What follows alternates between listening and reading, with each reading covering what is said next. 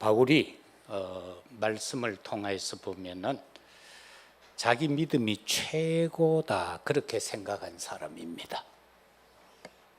왜냐하니까 나는 율법으로 흠이 없다 그렇게 말씀하고 있거든요. 자기 자신을 말할 때. 그리고 자기는 히브리인 중에 히브리인이다. 그리고 또 교회적으로 볼 때는 앞장서서 예수를 박해하고 핍박했던 자. 대제사장의 공문을 가지고 교회를 핍박하고 또 예수 믿는 자들을 잡아서 옥에 가두고 스데반이 죽을 때는 거기에 증인으로 서기도 했던 그런 바울. 그랬던 그 바울이 오늘 이 사도행전 9장을 통하여서 예수님을 만납니다. 예수님을 만난 이후에 그는 이 다메섹 도상 이전과 이후의 삶은 완전히 달라져 버리고 그 믿음에 대한 생각도 완전히 바뀌어지게 되고 말씀에 대한 그의 생각도 달라지게 됩니다. 예수님을 만나기 이전의 삶은 정통적 유대인의 삶이었습니다. 그리고 또 우리나라에는 이 복음이 들어와 가지고는 정통적 유교적 사상으로 많이 변질되어졌습니다.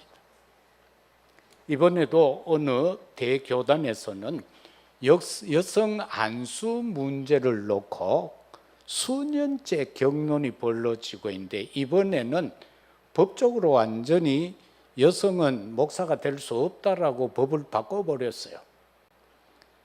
이때까지는 만 29세 이상에서 안수 받을 수 있다 이랬는데 갈로 치고 남자 이렇게 바꿔버렸습니다.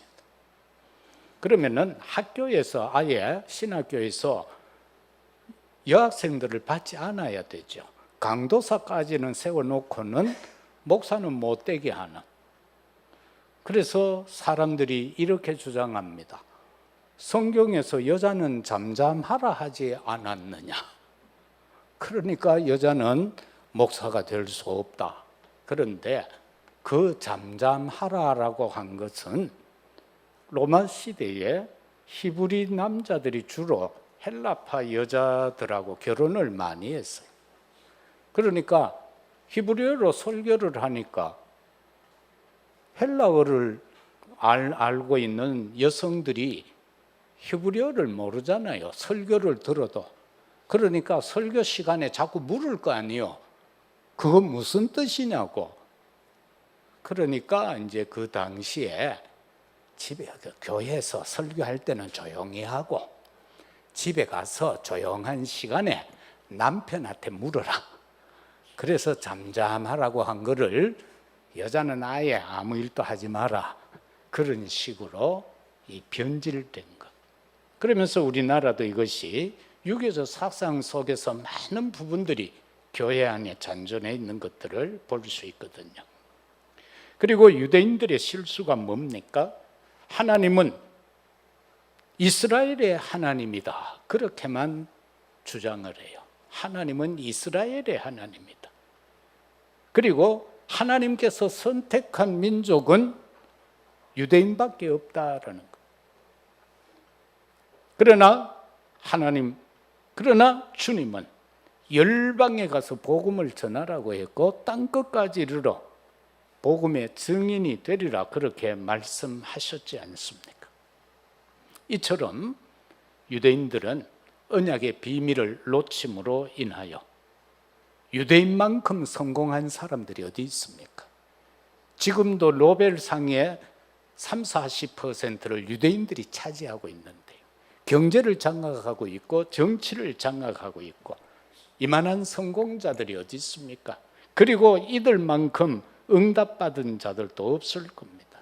그런데 그들은 430년 노예살이를 해야 됐고 70년 속국의 삶을 살아야 했고요. 포로 생활을 해야 했고 250년 동안 로마의 속국의 삶을 살고 예수님을 십자가에 못 박은 이후에는 그것도 모자라서 2000년 동안 세상에 흩어져 유랑민으로 살 수밖에 없었던 그들, 바로 하나님의 계획은 복음 전하게 하기 위해서 그랬다.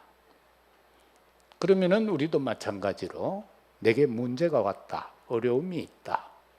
그럴 때는 하나님 앞에 질문을 해봐야 되겠죠. 하나님, 내가 하나님이 가장 원하는 주님이 지상명령으로 허락하신 땅끝까지 복음 증거, 생명 살리는 일에 대해서 나의 현 주소는 어디입니까?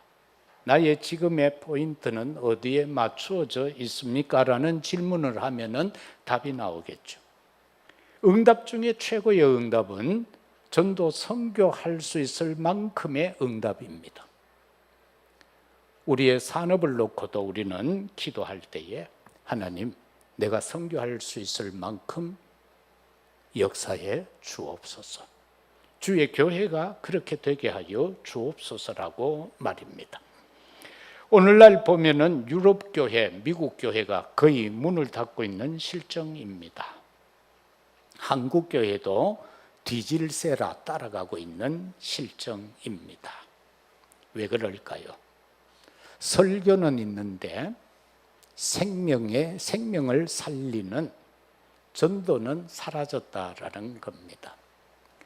이렇게 이 말씀을 묵상하다가 어제 집에 있는 서재의 책을 보고 오늘 교회에 와서 또 서재의 책을 이래 보면서 바로 저거구나라는 걸 하나 발견을 했는데, 우리가 영국의 설교자 중에 로이드 존슨이라는 아주 유명한 분이 계십니다. 그런데 이분은 설교책이 보면은 전부 아주 방대해요. 요한일서는 1, 2, 3장까지 있잖아요. 아주 짧은 3장으로 구성되어져 있는데 그것을 설교를 하는데 5권을 썼어요. 그리고 로마서는 작게 나오는 거는 14권이 나오고 때로는 7권, 두껍하게는 7권이 나오고, 에베소서도 6장까지 있는 그 말씀이 두꺼운 책 8권으로 구성되어져 있습니다.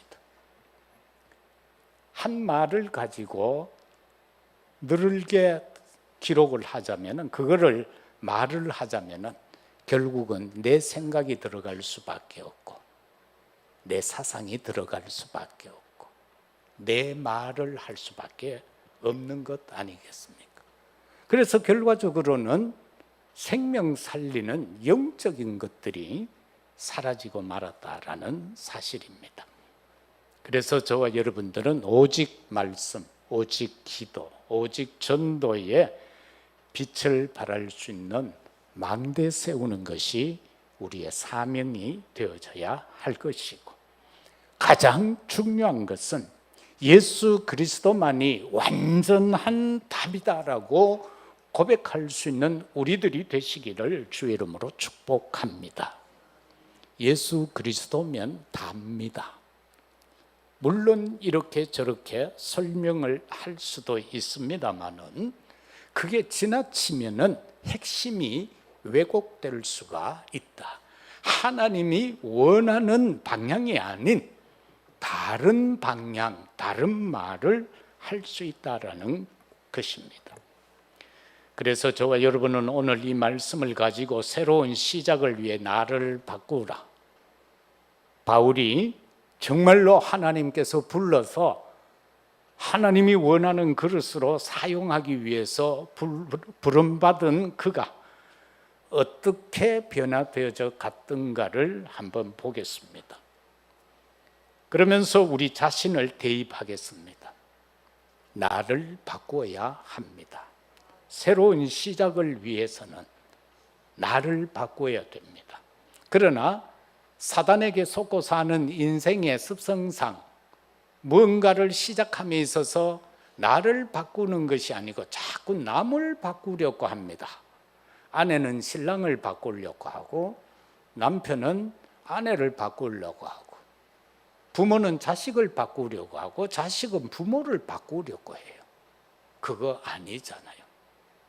하나님이 우리를 바꾸려고 한 것이 아니고 친히 말씀이 육신이 되어 이 땅에 오셔서 죽기까지 했습니다. 그래서 우리를 바꾸어 준 겁니다. 다른 것으로 가득 차 있는 나를 바꿔야 합니다. 내 속에 다른 것 참 많아요. 목사인데 나도 참 조금만 묵상하고 앉아있으면 진짜 너무 많아요. 하나님이 원하지 않는 것들이 내 속에 가득 차 있어요. 그러므로 우리는 잘못된 각인, 뿌리 체질, 이거 말씀을 읽으면서 묵상 안 하면 발견 안 됩니다. 우리의 믿음은요, 말씀을 들으면서 믿음은 생긴다고 했는데 그 들음이 설교가 아니에요. 하나님의 말씀을 들어야 돼요. 그 하나님의 말씀을 듣는 가장 핵심이 뭡니까? 내가 읽는 거예요. 목사가 신학적으로 요리해서 전하는 것도 물론 좋지만 가장 귀한 것은 내가 직접 하나님의 말씀을 읽는 거예요. 한 번 읽으면 뭐가 뭔지 몰라요. 두 번 읽고 세 번 읽고 자꾸 읽다 보면은요, 그 맛이 진짜 꽁이 꿀송이 같이 달아지게 되는 거예요. 아, 하나님이 이래서 이렇게 말씀하셨구나. 그게 내 스스로가 깨달아질 만큼 읽어야 돼요. 그냥 우리가 수능 시험 치기 위해서 교과서 읽는 그런 형태가 되면 안 돼요. 왜? 말씀이 육신이 되어 오셨어요. 그리고 이 성경 말씀은 성령의 감동으로 쓰여졌어요.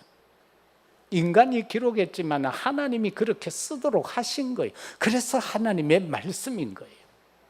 그렇기 때문에 그 자체를 우리는 묵상해야 되고 읽어야 된다. 그렇게 될 때에 우리는 불신앙, 이게 바뀌어지게 되고요, 원망 불평이 사라지게 됩니다. 근심 염려도 사라지게 됩니다. 예수님이 그렇게 말씀하잖아요. 너희는 너희 마음에 근심하지 말아라. 아버지를 믿으니 또 나를 믿으라. 진짜 성삼위 하나님을 믿는다면 근심이 없겠죠. 그게 정상인 겁니다. 그런데 왜 우리는 근심의 삶을 살까요? 말씀이 없어서 그렇다라는 겁니다. 그래서 우리는 바울을 보면은 예수님을 만나고 거듭나가지고 사명과 삶이 바뀌어졌어요. 사도행전 9장 우리가 읽은 말씀을 통해서 보면은 그 이전에 바울은 자기를 되게 자랑했어요. 그리고 교권의 위임을 받아서 교회를 박해하고 예수 믿는 자를 박해하는 것이, 그것이 진짜 잘 믿는 것으로 알았어요. 그랬던 그가 이제 다메섹에 그 사명 감당하러 가다가 예수님 만나는 거예요. 예수님이 빛 가운데 임하셨어요. 말씀하셨어요. 사울아 사울아 부르실 때에 바울은 주님 누구십니까? 그럴 때에 주님이 하신 말씀이 나는 네가 핍박하는 예수다. 그래서 그가 거기에서 고꾸라지고 눈은 떴으되 보이지 않았다고 했어요. 그 음성이 지금 다메섹에 가면은 아나니아라는 선지자가 있을 것이다. 직가라는 거리에 가면 그를 찾아가라. 그러면서 하나님은 시공간 초월해서 같은 시각에 아나니아에게 또 임합니다. 이런 인간이 올 거니까 치유해 주라고. 아나니아는 놀랄 수밖에 없잖아요. 왜? 이 사울이라는 사람이 이미 드러난 사람, 핍박자로, 박해자로 악명이 높은 사람인데 그를 치유해 주라 하니까 아버지 아니지 않습니까? 라는 의문을 품게 되고 말을 했겠죠. 그럴 때에 이는 이방인 왕들 그리고 이스라엘을 위하여 나의 택한 그릇이다. 내 이름을 전하기 위한 나의 택한 그릇이다. 그런데 그는 나중에 엄청난 고난받을 것이다. 내가 그걸 그에게 보여주겠다. 그렇게 말씀하죠. 바울은 예수님을 만나고 거듭났습니다. 우리도 예수님 만나고 거듭났습니다. 그래서 우리는 거듭난 옷을 입었습니다. 예수님께서 우리한테 요 딱 맞는 옷을 맞춰줬어요. 아주 비싸요. 예수님이 맞춰주신 옷이기 때문에 이거는 비싼 거요. 그냥 구제품으로 뭐 몇천 원 주고 이래 사는 게 아니고 정장을 딱 맞춰줬어요. 그래서 저와 여러분은 지금 예수를 믿고 있잖아. 그렇기 때문에 우리가 잘 믿고 못 믿고를 떠나서 우리가 하나님의 뜻에 어긋난 삶을 살면은 뭔가 모르게 찌뿌둥하죠. 이게 아닌데 내가 왜 이러지? 그건 바로 뭡니까? 내 옷에 맞지 않는 것이다 말입니다. 그 내 삶이 지금 내 옷에 안 맞아. 예수님이 입혀준 지난날의 옷 같으면 막 이런 일 저런 일 나쁜 일 다 해도 괜찮아. 왜? 옷이 헐렁해가 이짓 저짓 해도 불편함이 없어. 그런데 딱 맞는 그리스도의 옷을 우리한테 입혀주셨기 때문에 우리가 생각을 좀 잘못해도 말을 잘못해도 행위를 좀 잘못해도 여러 가지 누군가에게 상처되는 말을 하게 되면 이게 안 맞는 거예요. 그래서 뭔가 모르게 영적으로 이거는 아닌데 이거는 아닌데 라는 생각이 들잖아. 그것은 내가 지금 예수님의 옷을 입고 있다는 증거입니다. 그래서 우리는 쉬운 말로 빼도 박도 못하는 이제 예수쟁이가 된 거예요. 그죠? 옛날 같으면 우리가 예수 믿기 전 같으면 뭐 이런저런 나쁜 짓 해도 아무 거리낌이 없어. 오히려 거기에서 성공되고 뭔가가 내게 유익이 주어지면 훌룰랄라야. 그런데 지금은 아니다 말이야. 그게 지금 바울에게 임했다라는 사실을 우리는 보게 됩니다. 그래서 변화된 그는 빌립보 3장에 들어가서 자기를 고백하잖아요. 나 예수님 만나기 전에는 내 진짜 자랑할 거 많아. 그래서 그는 막 요즘으로 치면 하버드 대학, 서울대학 나온 걸 자랑하고 있잖아요. 나는 가마리엘의 문화생이야. 히브리인 중에 히브리인이야. 나는 이러한 민족이야. 나는 태어날 때부터 로마 시민권 가졌어. 이런 자랑스러운 일들을 해요. 그리고 나는 율법으로는 흠이 없다. 이렇게 말할 사람이 어디에 있겠어요? 율법 우리가 다 지킬 수 있습니까? 유대인들은 율법을 지켜야 구원을 받는 사상이잖아요. 그런데 바울은 나는 율법으로 흠이 없다고 할 만큼 산 거예요.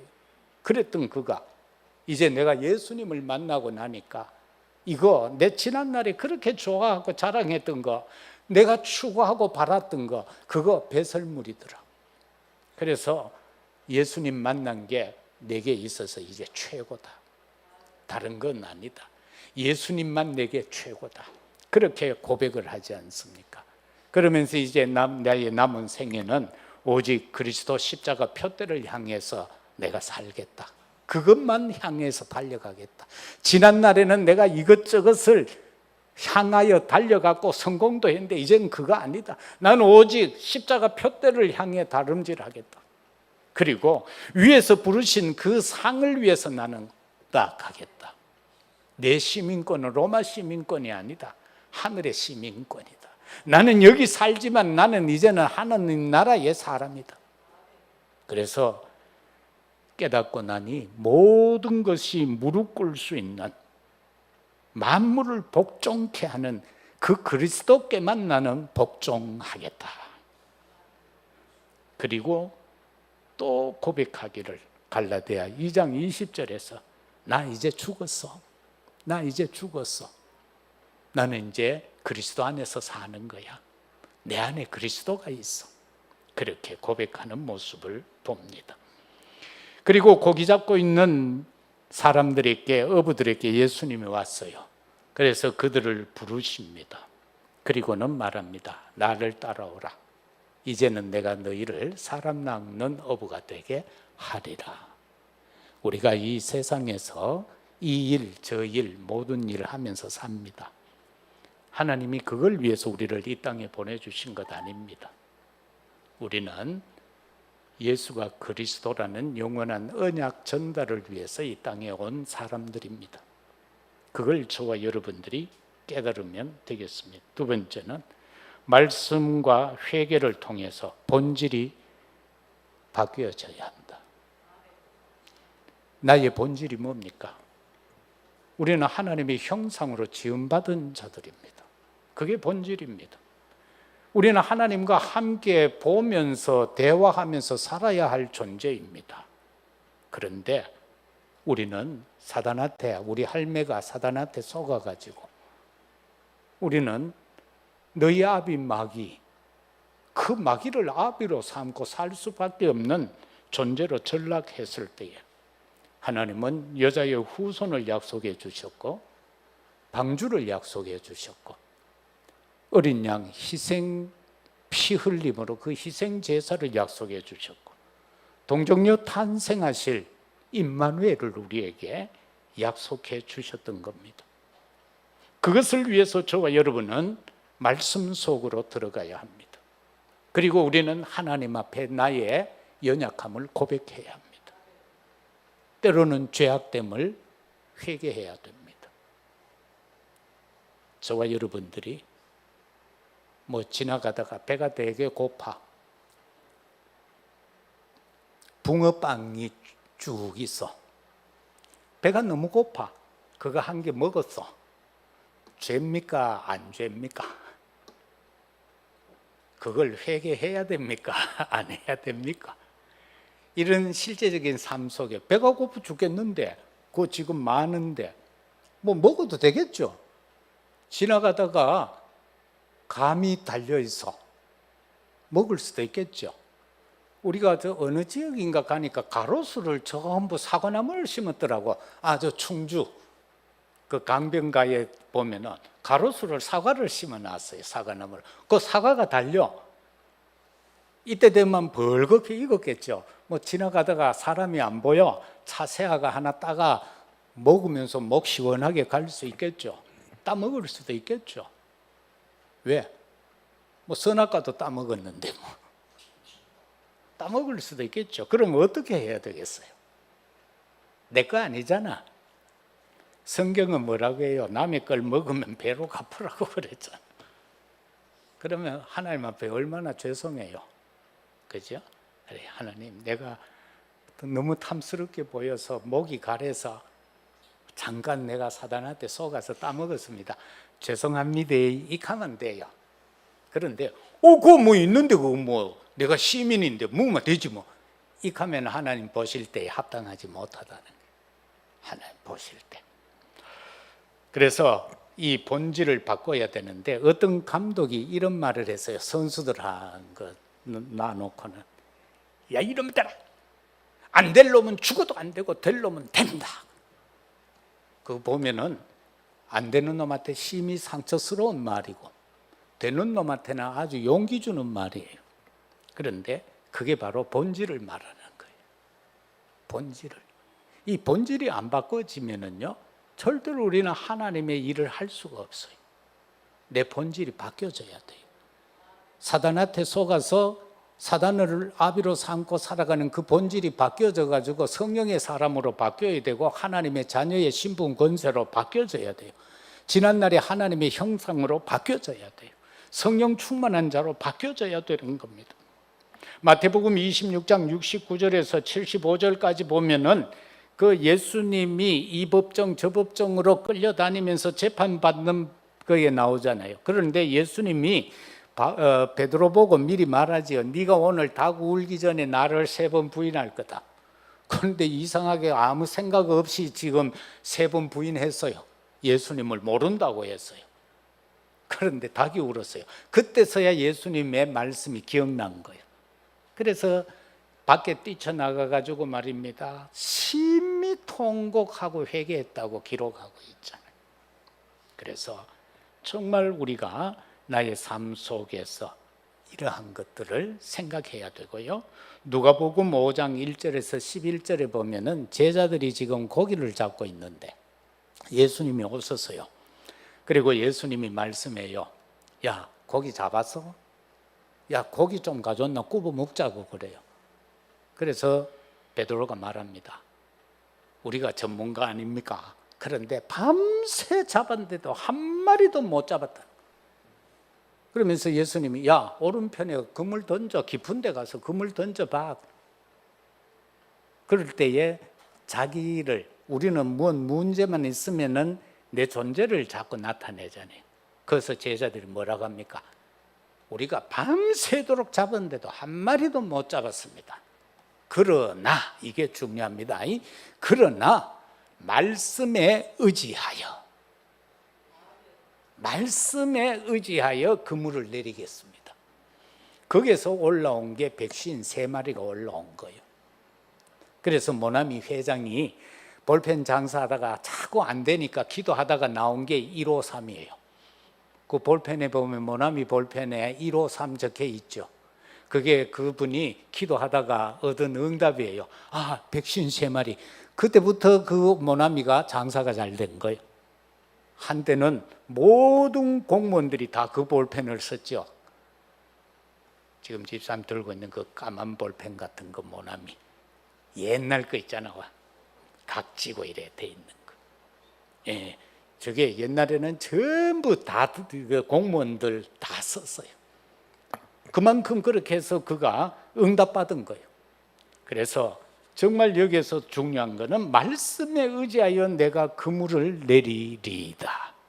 우리의 삶 가운데서 어떤 문제 일들 속에서 저와 여러분이 하나님의 말씀을 묵상하지 않으면 무슨 말씀이 있는지 모르잖아요. 내 어떤 상황에 어떤 말씀이 적용이 될지 모르잖아요. 그래서 말씀을 자꾸 먹으라는 거예요. 그래야 내 그 상황에 맞는 그 말씀을 의지하여, 이 말씀을 의지하여 내가 이렇게 하리이다. 그러면 하나님께서 응답하실 수밖에 없는 거예요. 그냥 막무가내 돌라고 그래도 안 주면 저거 굶어 죽지 싶으니까 줘요. 그러나 말씀에 의지하여, 바로 여기에서 제자들이 고기를 그물에 가득 차도록 끌어올린 것은 딴 거 아니에요.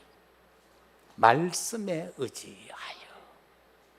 여러분도 이제 남은 여정을 걸어갈 때에 모든 기도 제목을 말씀에 의지하여 기도하면 하나님께서는 하나도 빠뜨리지 아니하시고 다 응답하실 줄로 믿습니다. 그러면은 본질을 바꾸는 데는 회개만큼 좋은 게 없어요. 하나님 앞에 잘못했습니다 라고 해야 하나님이 바꿔줄 것 아닙니까? 내가 나를 바꿀 수 있습니까? 내 인격을 내가 바꿀 수 있어요? 나의 체질을, 내 각인된 거, 뿌리 내려진 거 내가 바꿀 수 있습니까? 내 삶 속에 쓴 뿌리를 내가 제거할 수 있습니까? 산비탈에 있는 밭에는 보면은 아카시아가요, 심지도 않았는데 밭 중간중간에 쑥쑥 나와요. 왜냐하니까 그거 일제시대 때부터 시작해서 또 박정희 때 이 사방공사를 하면서 아카시아를 많이 심었어요.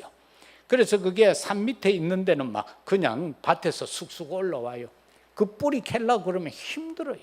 그래서 요즘 막 제초제를 쓰고 그렇게 하는데, 이 인간에 있어서 인성을 회복시키는, 이 영성 회복하는 데는 하나님 앞에 내 존재를 바르게 나타내야 돼요. 그리고 하나님 앞에 잘못했습니다 라고 하면 되는 거예요. 로마서 7장 24절에서 25절에 바울은 이렇게 말하고 있어요. 주님, 참 나는 공고한 자입니다. 자기의 삶을 통해서 자기 인생이 공고하다는 거예요. 삶이. 우리는 그렇게 느낀 적 없습니까? 내 인생이 공고하다. 그리고 바울은 또 이렇게 고백합니다. 이 사망의 몸에서 누가 나를 건져내랴. 아무리 발버둥 쳐도 안 됩니다. 오직 건져내실 수 있는 분은 예수 그리스도밖에 없습니다. 그래서 그는 본질을 고백합니다. 내게 그리스도를 주신 하나님께 감사합니다. 내게 그리스도를 주신 하나님께 감사. 그게 본질인 거예요. 내가 공고합니다. 이제 자신을 발견했어요. 그리고 이렇게 보니까 자기가 뭔가에게 사로잡혀 있어요. 그게 뭡니까? 그게 바로 사망이라는 거예요. 죄악된 사망이 몸에서 누가 나를 건져내겠는가? 깨달았어요.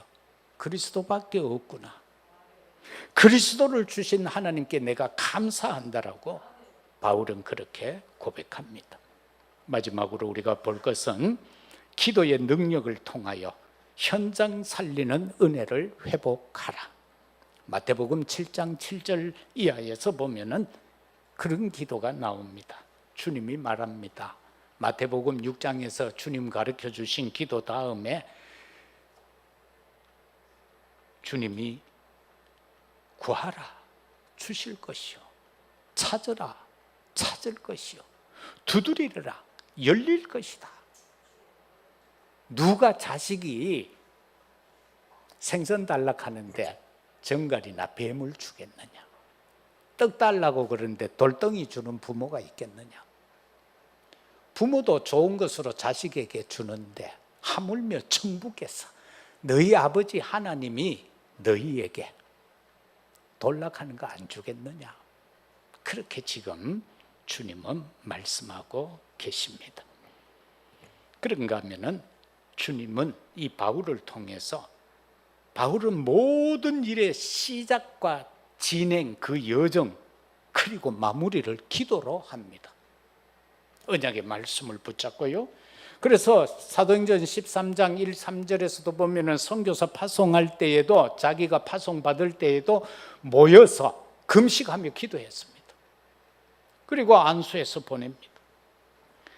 그래서 현장으로 갔는데 사도행전 16장 6절에서 10절 보면 문이 닫혀요. 자기는 아시아로 가고 싶은데 성령이 못 가게 하는 거예요. 그래서 거기에서 기도하니까 마게도냐 사람이 손 흔들며 와서 우리를 도와달라고 하지 않습니까? 문 닫힐 때도 그는 기도했어요.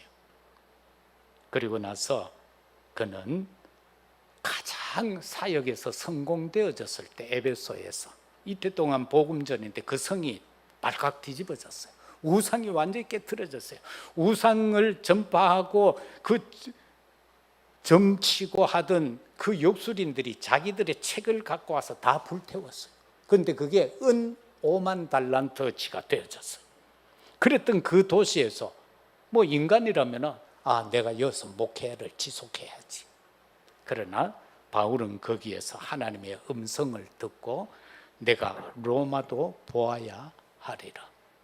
그리고 23장 11절에 들어가서는 내가 로마에서 예루살렘에서 증거한 것처럼 로마에서도 증거하여야 하리라. 27장 24절에서는 내가 가이사 앞에 서야 하리라. 이제 죄수가 되어서 가이사 앞에 복음 전하러 가는데 풍랑이 일어나잖아요. 그때에 바울은 하나님 앞에 밤새 기도하잖아요. 사람들은 지금 살렸고 그처럼 애지중지하던 무역상들이 그 배에 실려있던 모든 상품을 물에다가 다 던져버렸어요. 배의 기구들까지도 다 던졌어요. 이제 목숨이 이제 달려있는 거예요. 이제 사나 죽느냐는 그 상황에서 바울이 기도할 때에 하나님의 음성을 듣고 그들에게 말합니다. 너희의 생명에는 지장이 없을 것이다. 어젯밤에 주의 사자가 내게 말했다라는 거예요. 이와 같이 정말 기도로서 바울은 그의 사역을 감당했습니다. 우리의 여정을 말씀의 언약을 붙잡고 기도하십시오. 그 기도 속에서 하나님은 우리를 당신의 기쁘신 뜻 가운데로 이끌어 가실 겁니다. 바울은 또 고린도후서 12장 1절에서 10절의 말씀을 통해서 보면은요, 아주 깊은 기도를 합니다.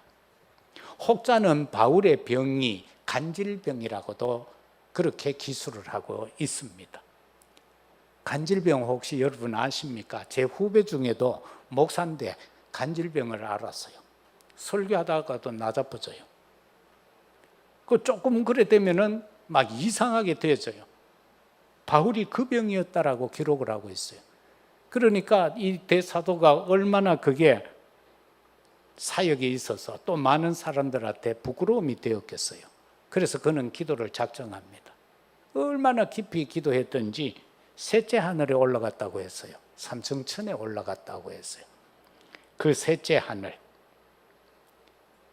거기에서 그가 기도를 하잖아요. 그만큼 자신의 문제를 가지고 기도하는데 주님은 답은 안 주고요, 이렇게 말해요. 내가 너에게 준 그 은혜가 네게 족하다는 거예요. 네 아프지? 그 아픈 게 너에게 은혜다는 거예요. 근데 그 은혜를 내가 줬다는 거예요. 그 아픔을 내가 줬다는 거예요. 그런데 그 이후에 바울은 그 제목을 가지고는 기도 안 합니다. 왜? 은혜로 깨달았기 때문에. 은혜로 깨달았기 때문에. 저와 여러분에게도 문제 있습니까? 그 문제가 은혜가 되시기를 바랍니다. 자녀의 문제도 은혜로 여기십시오. 아, 하나님이 이렇게 하셨구나. 건강 문제 있습니까? 은혜로 여기십시오. 아픈 거 여러분 사모그치만 하면 됩니다. 은혜로 여기십시오. 안희숙 여사가 암이 걸렸잖아요. 그래서 안희숙 여사는 주님, 나 이제 빨리 천국 가니까 너무 좋습니다. 빨리 데려가세요. 빨리 데려가세요. 하면서 막 기도하고 찬송을 얼마나 해불던지 나서 불었어. 바로 그런 거예요. 하나님의 은혜로 알면 되는 거예요. 나에게 연약한 부분, 나에게 부족한 부분, 뭔가 답답한 거, 내가 이렇게 되었으면 좋겠다라고 생각하고 있는 그거. 그런데 그게 하나님이 내게 준 은혜라면 그걸로 안 되게 해달라고 기도하면 잘못된 거잖아. 받아들여 버린 거예요, 바울은. 그 이후에는 다시는 그 기도를 하지 않았음을 우리는 보게 됩니다. 이게 바로 기도의 능력입니다. 이 능력이 임할 때 우리는 현장 살릴 수 있습니다. 그 은혜가 우리 모두에게 회복되시기를 주의 이름으로 축복합니다. 말씀 맺습니다. 저와 여러분은 하나님의 말씀을 진짜 주야로 묵상해야 합니다. 복 있는 사람은 주야로 하나님의 말씀을 묵상하는 자다라고 그렇게 다윗은 고백했습니다. 이 말씀이 내게 충만해야 모든 동기가 복음의 동기로 바뀌어지게 됩니다. 그리고 기도해야 합니다. 성령의 충만으로 회복되는 길은 기도밖에 없습니다. 예수님이 승천하실 때도 제자들에게 말합니다. 약속된 것을 받기 위하여 몇 날이 되지 못해서 성령이 임할 건데 모여서 기도하라고 했습니다. 그래서 모여서 약속 잡고 기도했더니만 오순절의 역사가 일어났던 것입니다. 그 다음에 저와 여러분들이 붙잡아야 할 건 전도입니다. 이 전도를 통해서 우리의 삶 속에서 모든 그릇된 것이 거룩한 동기로 바뀌어지게 될 것입니다. 생명 살리는 것 이상의 거룩한 것이 어디에 있겠습니까? 참으로 기도하면서 나의 새로운 시작을 위해서 다른 어떤 주변을 바꾸는 것이 아니라 나를 바꾸는 것이다. 이 한 주간도 우리들 자신을 바꾸는 귀하고 아름다운 시간이 되시기를 주의 이름으로 축복합니다. 아버지 하나님 감사합니다. 핍박자, 그리고 육신적으로 부족함이 없고 종교적으로도 부족함이 없다라고 자랑하였던 바울, 그가 예수님을 만났습니다. 참 부끄러웠습니다. 참 헛된 것임을 깨달았습니다. 그렇게 자랑했던 그 모든 것이 배설물이라고 고백합니다. 그리고는 십자가만 바라보고 가겠다고 했습니다. 세상 것이 아니라 하늘의 것을, 그 상급을 따라가겠다고 했습니다. 내가 여기 살지만은 내 신분은 천국 백성이라고 그는 고백합니다. 그리고 결국은 모든 무릎이 꿇을 그 이름 예수 그리스도를 간직한 걸 감사했습니다. 아버지, 우리도 바울과 같이 어느 한 시점에서 문제를 통해, 상황을 통해서 나 자신이 예수님 만나고 거듭나서 내 사명과 삶이 바꾸어지기를 원합니다. 이미 바꾸어졌지만 더 크게 바뀌어지기를 원합니다. 우리와 함께 하셔서 구원해 주시고 이 시간까지 우리를 여기까지 인도하신 것 참으로 감사합니다. 남은 여정도 주님과 동행하기를 원합니다. 구주 예수 그리스도 이름으로 기도드리옵나이다. 아멘.